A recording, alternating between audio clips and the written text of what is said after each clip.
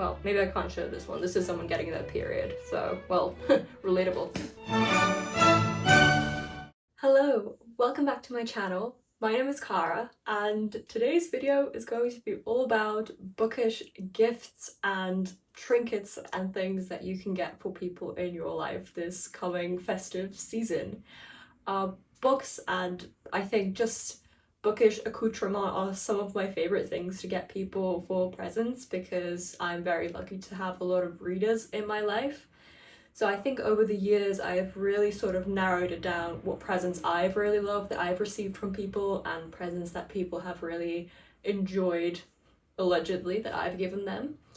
So this is just a consolidation of a lot of those different things. So there's going to be different categories to presents that you can give to people, but hopefully there's at least something that will stick or will maybe work for someone in your life. So please let me know down below if you get any of these things for someone, or if you've received a present like one of these that I'm going to talk about and if you enjoyed it. So a little while ago I asked on my Instagram story and on my YouTube community tab if there were particular types of books that people were looking for people in their lives that they wanted to give presents. So maybe you also have a person like this in your life that you want to get a present for, and this might help out with that. The first book request that I got was from Fran, who asked for a book that's not too long, but that has a beautiful story with really nice characters, especially in the niche of fantasy or science fiction.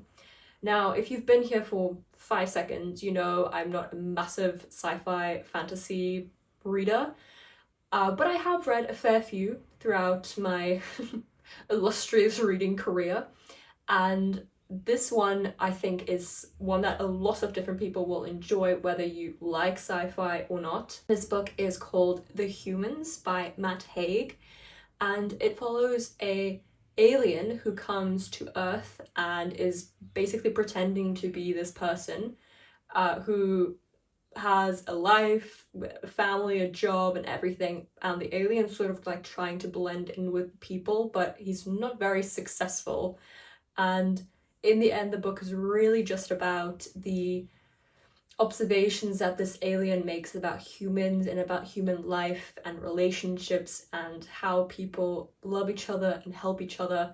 And it's an extremely sweet book and it has a very wholesome energy to it. I read it over Christmas a couple of years ago, so maybe that's why I associate it with this time of year, but I think it's a really nice book just in general to get someone because it's just so lovely to read. Then my friend had 2 requests that she wanted me to include in this video, and the one was for a book that requires 0 brain power. For that I really wanted to include this book, this is the Corfu trilogy, but I'm just going to recommend the first book that's within this book, which is My Family and Other Animals by Gerald, Durrell. If you've ever watched the Durrells, the TV show, it's really good if you haven't seen it. Josh O'Connor is there as a hashtag tortured writer, so if it's just for that reason that you're watching it, it's worth it. It's a great TV show anyway, but it's based on these books, and the books basically just follow Gerald Durrell's life. It's his memoir that he wrote as a child, moving from the UK to Corfu, and the animals that he encounters on this Greek island, and the observations that he makes, and the weird tales that he has to tell about all the different mischief that he got up to as a kid. And it's just such a fun book. It's like Anne of Green Gables but in Greece, and it's so fun. It's so episodic, there's no clear storyline or anything. It's basically just a bunch of little stories that he's collected all together, but it's just so much fun to read. The vibes are fantastic. If you're in winter at the moment, this is a great summer escape. If you're in summer at the moment like me, then this is just a great way to indulge that even further. The other book that my friend wanted me to recommend for someone in her life is a book for the cis-straight white man in your life who only reads non-fiction or Ken Follett. I feel like everyone has this person in their lives, at least on the fringes. And for that, I wanted to recommend something by James Joyce because I think that he's a really fascinating writer in the sense that he's, you know, extremely obviously well known for being a very difficult writer, but I really enjoyed this book that he wrote. The book is Dubliners, just stories about people who live in Dublin in the late 19th, early 20th century, and I just think it's really, really cool. It's known to be the most accessible of James Joyce's work, so in that regard I feel like it'll be okay. And also, you know, straight white cis men, they are stubborn as hell, so just to prove a point they will read this. And I think through reading this, they will encounter a lot of things that they will need to encounter about class and poverty and gender dynamics. It's not, obviously not modern because it was written like 100 years ago, but it's still pretty, it stands up most of the time. And I've been to Dublin before, and I feel like he describes Dublin really well. I mean, obviously I wasn't in Dublin 100 years ago. Sorry, I can't time travel. And then the last recommendation that I would like to give from your requests is for Alex, who wanted a fictional book that has social justice themes that will subtly change people's problematic opinions. This was quite a tall order because, you know, it's pretty difficult to get conservative people to read books that aren't directly within their worldview.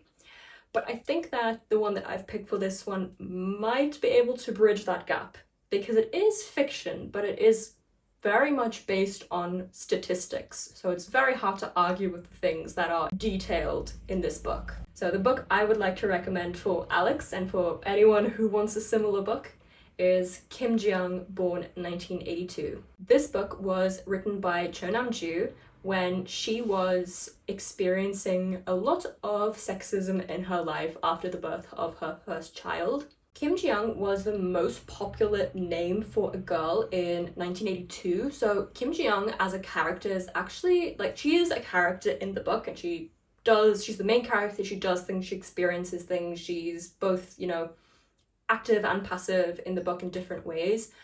But Kim Jiyoung is supposed to represent the average South Korean millennial woman, and the instances of misogyny that she faces in her life are all backed up by statistics.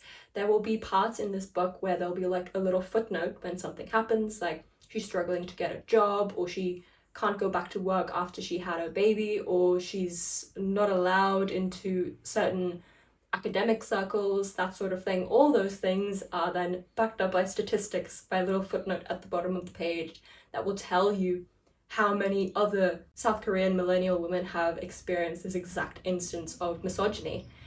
And the book basically starts with her having a breakdown, surprise, surprise, and then it jumps back to from her childhood up until her adult life and her breakdown, how all these things have added up to her basically not being able to function properly because she's just so overwhelmed by the sheer amount of misogyny that she's had to face throughout her life and the hoops that she had to jump through because of that. And what I really loved about this one as well is there's like genuine moments of female solidarity, but it also depicts how difficult and how rare these moments are. And I think that this book in particular, because it's so well researched, obviously, it's very difficult to argue with the things that it presents. So I think that if you want to convince someone of social justice themes and how misogyny affects women's life in every single day that they live, this is an excellent book to reach for. Moving on from book recommendations, there are 3 types of subscriptions that you can buy for a friend or a foe or family member, or all of the above, for the holiday season. The first one that I want to recommend is a storygraph subscription. So storygraph is a Amazon alternative to Goodreads, and it is a Black-owned business. It is an incredible platform, website, app that you can use to track your reading. I've been using it since the end of 2020, and it's an amazing, amazing website. So there is a free version of the app that you can use, so if you don't want to pay for it or whatever, then you absolutely don't have to. But I do know that they have a feature that you can gift a subscription to someone. But I think maybe if you have a reader in your life or someone who wants to get more into reading, or someone who's just interested in storygraph and has never upgraded to the, I think they call it the premium version, then maybe this is a really, really lovely gift that you can get them, and it's a great way to support a Black-owned business as well. And I love following people on Storygraph. Me in the morning when I wake up, it's just me scrolling through my Storygraph updates just to see what everyone else is doing, like it's the morning news. I just love it, it's so nice. Then another subscription that you could gift to someone is a Libro FM subscription. So Libro FM is a audiobook website and app, and you can connect it to your local indie bookstore so that whenever you buy an audiobook from this app, then your local indie gets some of the proceeds as well, which is amazing. And it's another Amazon free alternative to Audible, so this is a great one to maybe reach for, and you can buy someone a subscription. Someone wants to get into reading but they're not sure how. Audiobooks are a great happy medium, so I would highly recommend getting a Libro FM subscription for one of your friends. And then the last one that I wanted to recommend for a subscription is just a subscription to your local indie bookstore that you can gift to someone. I know, for example, my favourite local bookstore is called The Book Lounge, and they have a subscription, a yearly subscription, where you can get books basically every single month. They have like different tiers that you can go for, so there's one that's really quite pricey if you want to get a really big present for someone. And then you can also go down, which is obviously much more affordable. And I feel like I should just say none of these are sponsored at all. I mean, I think it's quite obvious that no one's sponsoring me, but I just love these so much. Alright, subscriptions over. Next one. One of the loveliest presents that I have ever received from a friend is my friend who annotated a book for me, and it was so lovely to read. They annotated Upstream by Mary Oliver for me, and I had introduced them to Mary Oliver earlier that year because I just love Mary Oliver's poetry so much. And this is Mary Oliver's essay collection, and they annotated it for me, and it was such a joyful experience reading this book. I just love to see their little notes that they made, what parts of the book they found interesting. For example, they've written some things here as well that I can read, like I can look at while I'm reading the book, and I just think it's so special. So there's so many places in the book where they've written their notes, and I've sort of added mine in there as well, and it just feels like having a conversation with your friend. I took this book with me when I was traveling solo, so it felt like my friend was there with me as well, which was really lovely. So if you want to annotate a book for someone, I've done it for my friend as well. It's really just so much fun. I think you'll really love the experience, and I mean, they'll probably really appreciate it as well. Here's the next one. I really love this because this is something that I've seen people talking about, but I did not expect anyone to get me something like this. So a couple of years ago, my friend got me a book embosser. It looks like this. So it's so pretty to like display on my bookcase, which is wonderful, and I can also mark all of the books that I want to keep forever just by embossing it. Highly recommend getting someone a book embosser or some sort of thing that they can personalize their books with, because I think that just makes it really special. And every time I emboss one of my books, I think of my friend and I'm like, I love you so much, thank you. We're nearing the end now, but if you have any particular suggestions that you feel like I haven't spoken about in this video, please leave them down below. I'm also looking for ideas, and I'm sure that the other people will also appreciate seeing more ideas from you guys. I really love collecting special editions of books, and this is something my friends know about me, so lots of times when I mention really loving a book but not yet owning a book, they'll be like, don't get that. Here are some of my favorites. I'm not going to show you all of them because we'll be here for ages and I'll just be gushing over beautiful books, which is fine, but that's maybe a topic for a different video. This book is Rebecca. Rebecca is the book that got me back into reading in my adult life, and I read it in a book club with some of my friends, and then some of my friends sent me this beautiful edition of Rebecca, and I just love it so much. I display it most of the time just so I can gaze upon it because it's so pretty. I also have this stunning edition of My Brilliant Friend by Elena Ferrante, which is one of my favorite books of all time. But this one in particular is a graphic novel adaptation of her book. So hang on, let me show you. It has the most gorgeous pictures in it. I just love them so much. They're so beautiful. I haven't read this edition like as a graphic novel yet. Wait! There's a bookmark in it as well. I didn't even know that. That's so nice. Just look at that. What the fuck? Graphic novel artists are so talented. Well, maybe I can't show this one. This is someone getting their period, so, well, relatable. And the last special edition I want to show is Devotions by Mary Oliver. Love of my life, Mary Oliver. If you have someone in your life who likes Mary Oliver, this is the book you want to get them. If you have someone in your life who wants to get into poetry, this is the book you want to get them.